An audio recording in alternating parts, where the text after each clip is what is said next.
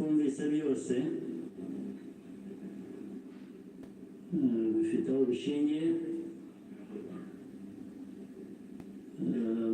Ni ukuri abafite uko babihakana cyangwa babihakanya,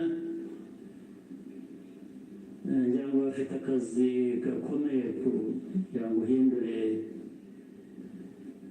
amateka nk'ayo y'abantu nk'abandi, uyagire uko ushaka.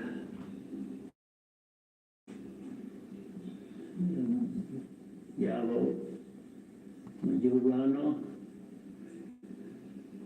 yaba hanze, cyane cyane n'abakunze guhindura aya mateka yacu ku mpamvu zitandukanye.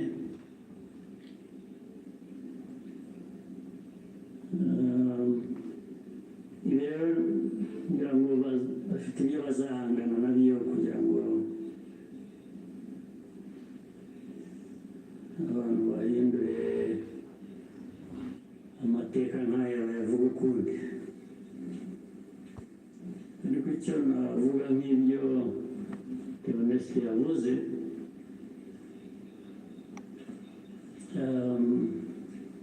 ibihe byo birahinduka, ibihe byarahindutse.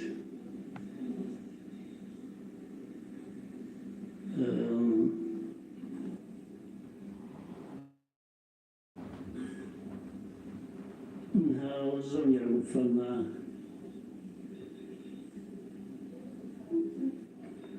nk'uko Theoneste yabivugaga, abapfuye cyangwa nawe uko yapfuye.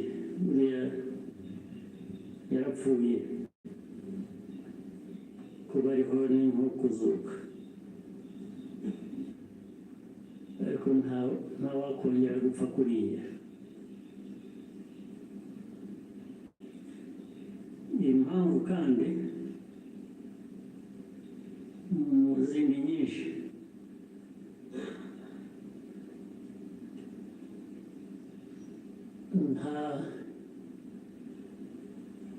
ntabwo wakwica umuntu kabiri.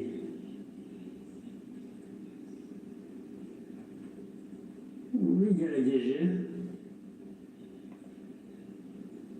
azakwica mbere yo kumwica. Ubwo turi ahantu tureba, bamwe bajya bashinyagura bavugira hanze. Igihugu cyose, igihugu cy'u Rwanda ureba, ntabwo gishobora gupfa kabiri.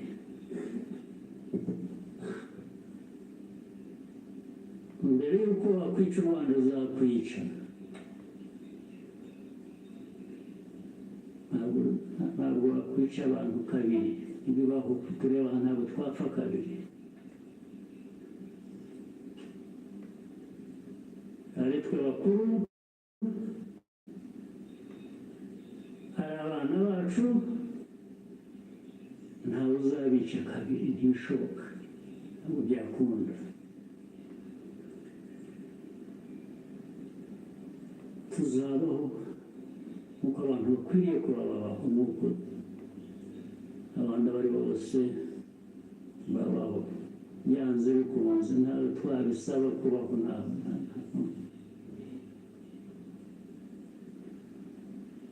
Uko mbivuze uko, hari ababyumva ukundi cyangwa hari abazabisubiramo ukundi, ariko uko mbivuze ni uko nguko aba ariko mu gutwara.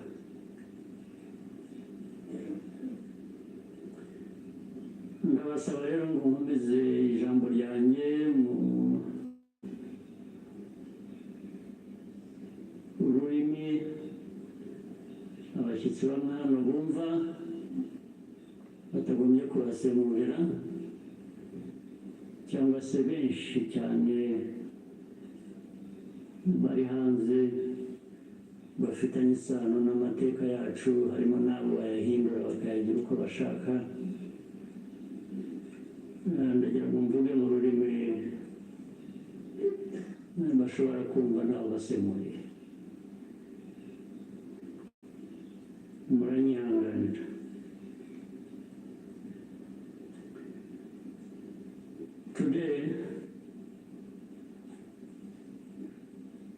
gather again in remembrance.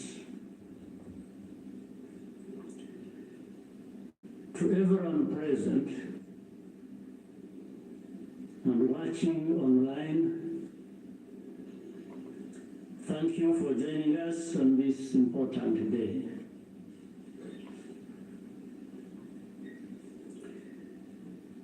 We deeply appreciate the friends who join us every year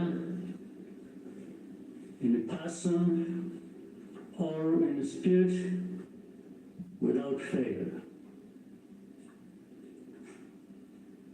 I thank the survivor who has just spoken. These testimonies keep memory alive for all of us and for those who will follow us.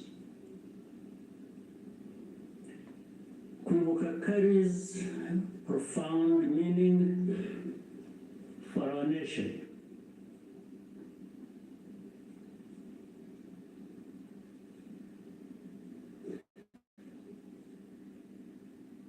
It is how we confront and overcome the divisions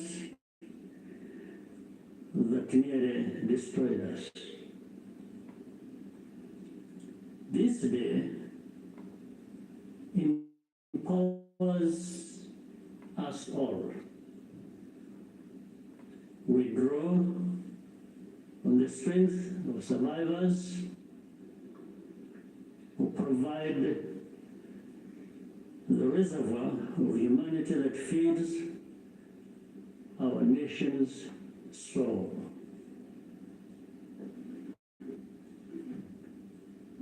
To all survivors, know that you are not alone. We stand with you always. Everything we have achieved was only possible because all Rwandans decided to join hands in a common purpose. We honor the role played by every Rwandan in our country's rebirth. The reality of the genocide is clear for all to see. The ringleaders were convicted in international courts with rigorous evidence. The Gacaca process documented the course of the genocide in every single village and neighborhood in Rwanda. Over 50 million handwritten pages were produced during the 10 years of Gacaca. Right here, where we are standing, 250,000 victims of the genocide are laid to rest. And in 2018, the United Nations General Assembly adopted a resolution that called the genocide against the Tutsi by its proper name, with the support of every member state but one.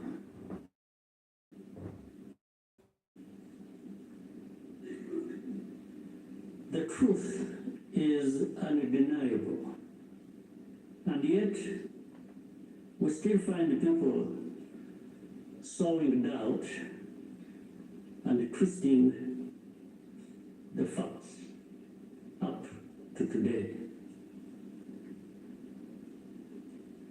This is not just a matter of ignorance, but something much deeper. It means the risk of seeing history repeat itself is a constant danger. If we allow ourselves and our friends to become indifferent. Genocide denial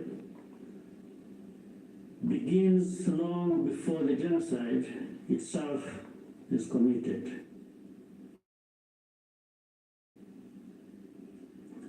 There is a pattern of looking away from the warning signs or taking them lightly. Hate speech turns into hate acts, dismissed as expressions of popular discontent. Behavior that should be immediately condemned is rationalized and minimized. The preparations are masked by narratives of popular grievance and fear. In the process, a moral equivalence, it was carefully prepared and carried out in plain sight.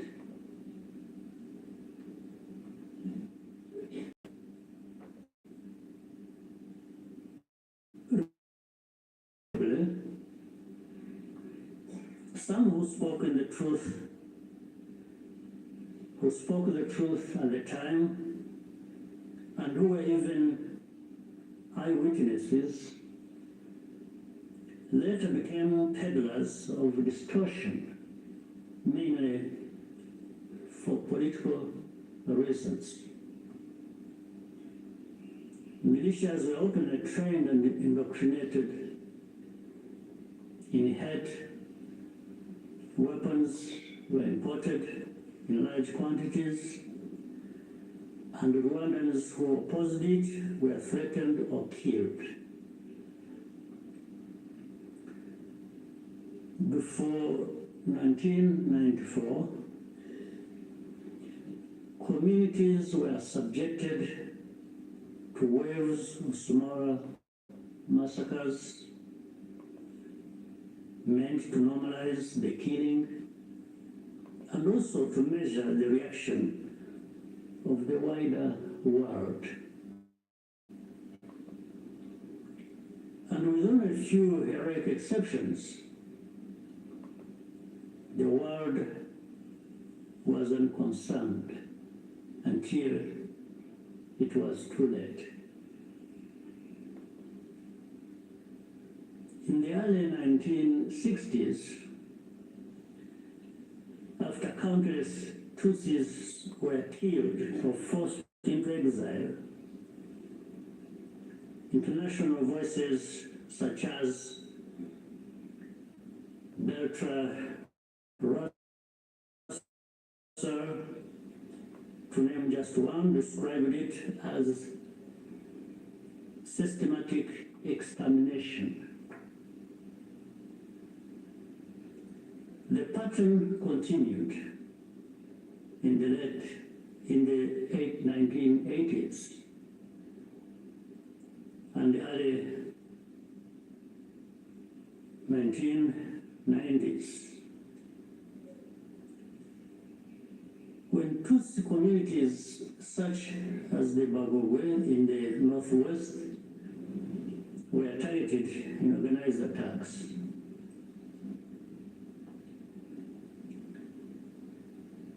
in 1993, a commission led by Jean Carbonell investigated these atrocities. After documenting mass graves and the involvement of state authorities, they concluded that a genocide was being prepared. In the same year, the UN Special Rapporteur, Bakri Wele Ndiaye warned that organized propaganda portraying the Tutsis as enemies was spreading openly, helping prepare the population for mass violence. In January 1994, the command of the United Nations mission in Rwanda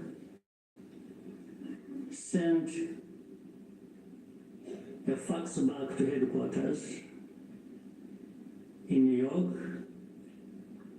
with detailed intelligence that Interahamwe were stockpiling weapons and compiling lists of Tutsis to be killed.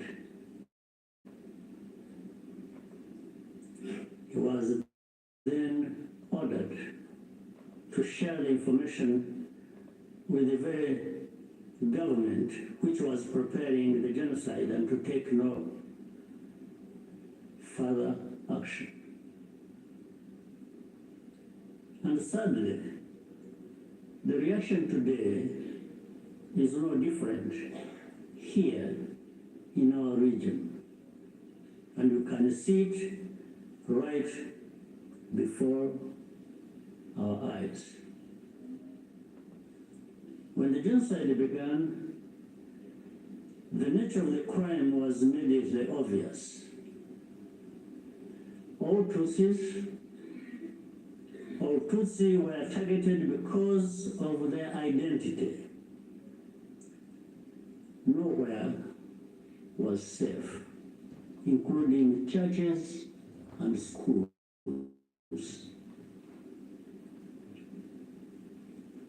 That horrific reality only underscores the humanity and the courage of the Rwandans who took risk to provide. When the peacekeepers with groups of desperate Tutsis were left to die. Such scenes across the country. If these forces had instead been supported to protect Rwandans, the killers could have been deterred and many people would still be alive. The lives saved by the United Nations peacekeepers who were allowed to remain makes clear how much more could have been done with political will. Even as the killings accelerated, the language used to describe what was happening itself became a matter of calculation. Genocide is defined in international law precisely to create an obligation to act. To witness such a crime and deliberately refuse to use the term is, in effect, genocide denial, perhaps even a form of aiding and abetting. The technology existed to disrupt the radio broadcast that directed the killings.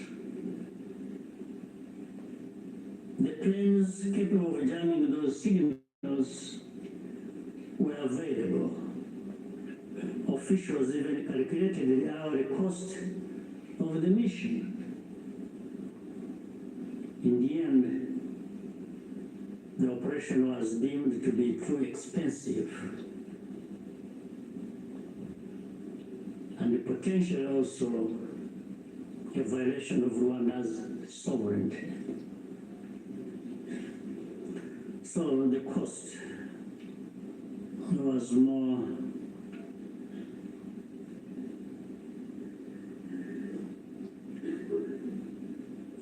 it became too expensive. It was more expensive, especially when in their minds those lives are really worthless. So our lives were worth nothing. That's fine.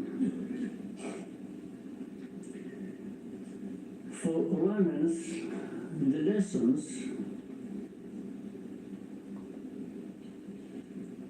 have been brutal.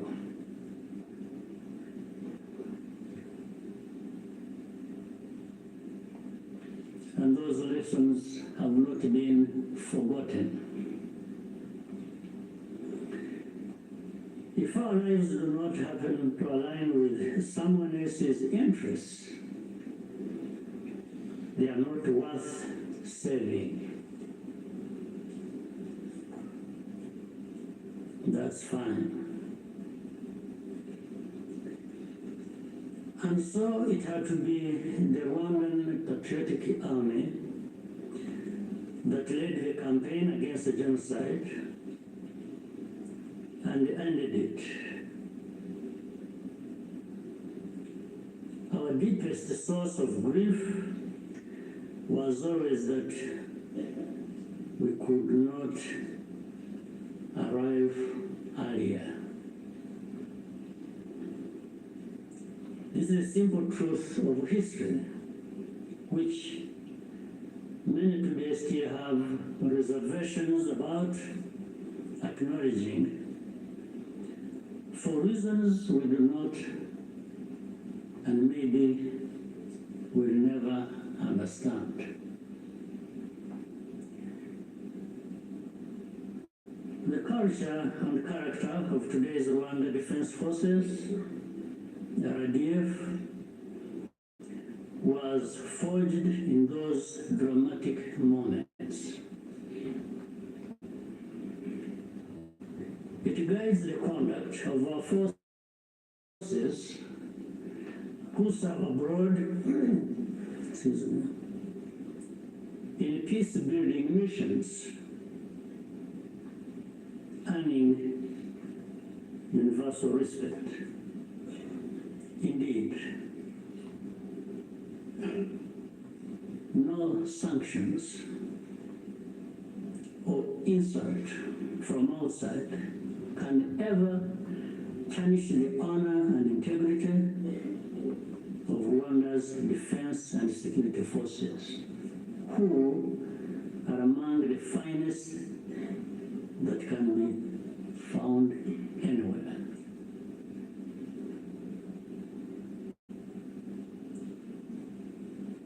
I look forward to raising this matter of sanctions at the highest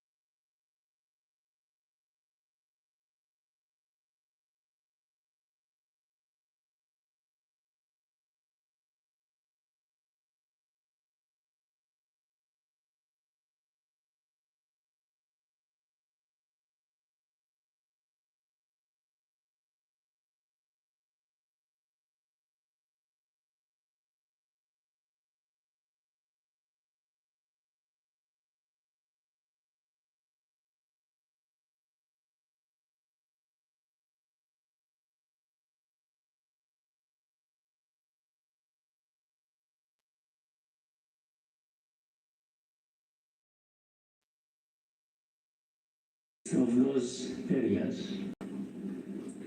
And since then, our defensive measures have been aimed at ensuring that such attacks can never again be made across our borders. This is not a problem that should be left to Rwanda alone.